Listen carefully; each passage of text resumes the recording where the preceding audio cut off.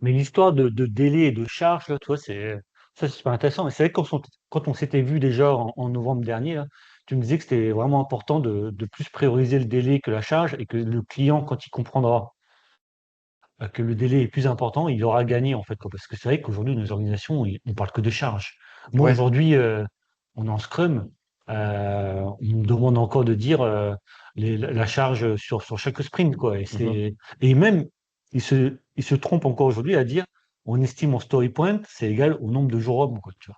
Ouais, Et ça, j'arrête pas de le c'est répéter, c'est un ça, c'est enfer. aberrant, ça. Et j'arrête pas de leur dire, non, on peut pas simplifier 3 points égale 3 jours, quoi. Je Parce crois que je le que, répète à chaque personne que je croise qui me dit je fais de l'agile, j'ai 3 points, c'est 3 jours. c'est ça. Mais non. Bah, Et, autant appeler ça 3 jours, du coup.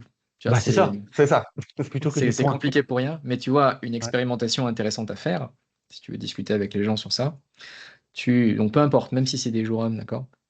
Mhm. Tu prends en fait les éléments de travail qui sont sortis, parce que ce qui est intéressant, c'est quand c'est sorti, ok, livré, Ouais. qu'on sait que c'est terminé. Vous mettez en fait en relation le temps réel, donc vraiment le lead time, entre le moment où vous avez décidé de le commencer et le temps où vous l'avez terminé, et donc la charge qui a été définie pour ça, Mhm. d'accord?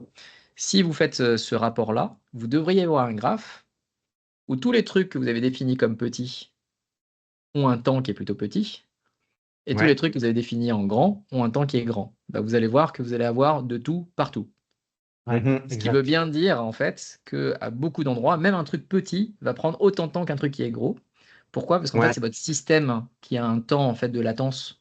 Et c'est ça en fait qui souvent te fait dire, mais en gros, on se fait chier à essayer d'estimer un truc, alors qu'en vrai, il faudrait juste le faire. Parce que du coup, c'est Mhm. la Ouais. donnée de délai qui nous intéresse.